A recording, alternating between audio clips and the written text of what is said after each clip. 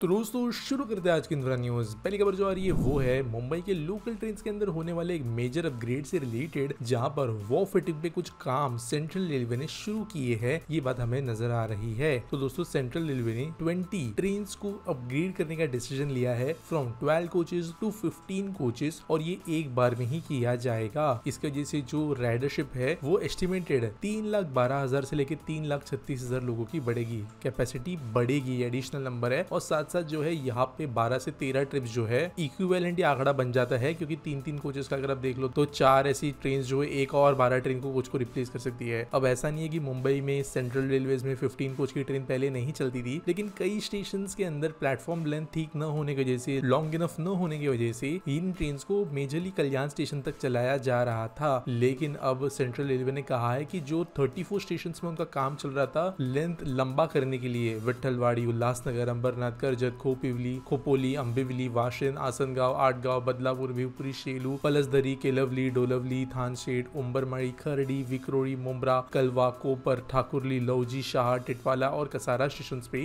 वो काम कंप्लीट कई जगहों पे हो गया है और कुछ जगहों पे अर्ली 2026 में हो जाएगा, जिसकी वजह से 15 कोचेस की ट्रेन आप मान के चलिए पूरा जो सेंट्रल रेलवे का सेक्शन है उस पे चल पाएगी, जहाँ पर एटलीस्ट एक अप और एक डाउन स्टेशन जो है केपेबल होगा ट्रेन को होस्ट करने के लिए। और ऑब्वियसली इसके लिए 15 कोच ट्रेन की जरूरत भी पड़ेगी। तो ये चीज यहाँ पे की जा रही है। ऑब्वियसली जो नंबर ऑफ एक्सीडेंट्स रिसेंटली फिर से बढ़ गए हैं उसके हिसाब से भी ये काम किया जा रहा है। अगली खबर दोस्तों ये national capital region transport corporation से, जिन्होंने फ्लोट की है tender for appointment of a detail design consultant for upcoming NaMo metro corridors. तो बेसिकली जो फ्यूचर के अंदर नमो भारत के कॉरिडोर्स बनेंगे, आरआरटीएस कॉरिडोर्स बनेंगे, जो दिल्ली से गुड़गांव, रेवाड़ी, सोनीपत, पानीपत, करनाल इन जगहों को कनेक्ट करेंगे, उनके डिजाइन को बनाने के लिए ये टेंडर है। अब देखते कंपनीज कौन कौन सी आगे आती है, और अगर आगे आती है तो उसके बाद में कौन जीत के इनको बना के हमें पेश करेगा। अगली खबर दोस्तों आ रही है भारत के एयरपोर्ट से, जहां पर जितने मेजर एयरपोर्ट है देश के अंदर, इनमें जल्द ही एंटी ड्रोन सिस्टम्स लगाए जाने वाले हैं, ताकि ड्रोन अटैक्स को जो है थ्वाट किया जा सके। तो दोस्तों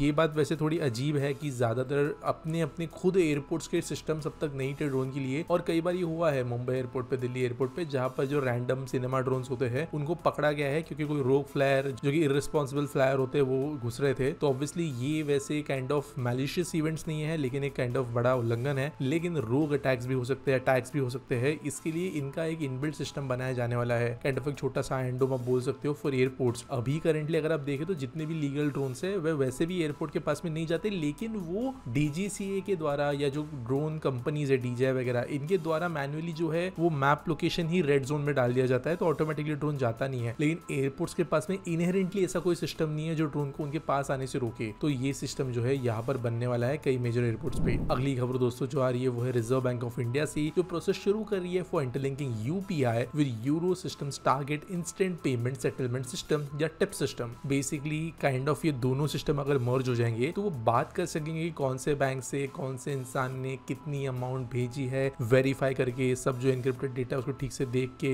वगैरह वगैरह, जिसकी वजह से इंडिया और यूरो एरिया के अंदर के जो भी लोगों के बैंक अकाउंट्स है इसमें सीधा ट्रांसफर हो पाएगा। कई जो ट्रांसफर्स होते हैं इंटरनेशनली ये होल्ड होते हैं बैंक के पास में, काइंड ऑफ बीच में एजेंट के खाते में पैसा जाता है। यूपीआई का मेजर बेनिफिट ये है कि खाते से कई पैसे सीधे दूसरे खाते में जाते हैं, ना कि बीच किसी इंटरमीडिएटरी के पास। तो ये सिस्टम जो है ऑब्वियसली बहुत ज्यादा जल्दी ट्रैक्शन पकड़ सकता है यूरोप में भी, अगर आरबीआई सक्सेसफुली इंटीग्रेट करवा देती है चीजों को। अगली खबर दोस्तों फिर से एयरपोर्ट अथॉरिटी ऑफ इंडिया से आ रही है, जो कि एक large modernisation of air navigation services करने वाली है for the country wide airspace. तो आप जानते हो दिल्ली में घटना घटी, और इनफैक्ट ये घटना मुंबई में भी कोशिश की जा रही थी अटैक की, जो काइंड ऑफ आप कह सकते हो साइबर अटैक ही था, जीपीएस स्पूफिंग की जा रही थी। तो ऑब्वियसली जरूरत है कि देश का एयर ट्रैफिक कंट्रोल जो है वो ज्यादा से ज्यादा बेहतर हो, और इसके लिए डिसाइड किया गया है कि 65 नए एयर ट्रैफिक कंट्रोल टावर्स 2029 तक, यानी बहुत कम टाइम में बनाए जाएंगे। इसके लिए 15 से 17,000 करोड़ खर्च किए जाएंगे, और यहाँ पर साथ साथ अराउंड 60% ऑफ बजट जो है वो एग्जिस्टिंग टावर्स को ज्यादा टेक्नोलॉजिकली एडवांस बनाने के लिए किया जाएगा। इसकी वजह से ना सिर्फ बॉटल नेक जो हमारे पीटीसी टावर्स का है वो बहुत हद तक कम होगा, लेकिन सिक्योरिटी भी बढ़ेगी। इंप्रूविंग इक्विपमेंट की वजह से जो है ट्रैफिक कंट्रोलर्स का स्ट्रेस भी कम होगा, और प्रोसेसेस जो है वो बेहतर बन पाएगी। आज के एसपीटी सवाल के बारे में बात करें तो श्रेयांश सिंह पूछते हैं, why RVNL is not fast tracking Mumbai local conversion from 12 to 15 coaches, it's a low hanging fruit to increase capacity. देखो जैसे मैंने पहले न्यूज में कहा ये काम शुरू हो गया है, हालांकि ये बहुत पहले भी कर देना चाहिए था, लेकिन यहाँ पे सिर्फ ट्रेन नहीं बल्कि जो एक्चुअल इंफ्रा है, जो प्लेटफॉर्म है उनको बढ़ाना जरूरी है। इनफैक्ट आप कई रेलवे के प्लेटफॉर्म्स पे जाओ तो आपको क्लियरली दिखता है कि पहले 6 कोच की ट्रेन चलती थी, फिर 8 हो गई तो प्लेटफॉर्म बढ़ा, फिर 8 से 12 हो गई तो प्लेटफॉर्म्स बढ़े। अब ये 8 से 15 वाले एक्सरसाइज में भी सारे प्लेटफॉर्म्स बढ़ने की जरूरत थी, इसलिए कहीं ना कहीं पे चीजें अटकी हुई थी। ये काम वैसे देखा जाए तो 8-10 महीने में किया जा सकता था, लेकिन 2-3 साल का समय लिया गया है। लेकिन मेजरली जो है काम अब होने को आ गया है, जिसके बाद में कोचेस जो है ऑलमोस्ट पूरे स्ट्रेचेस पे चल पाएगी। उम्मीद करता हूँ आपको सवाल का जवाब मिल गया होगा। आपके पास कोई सवाल है तो आप कमेंट सेक्शन में मुझे पूछ सकते हो। मिलेंगे अगले वीडियो में।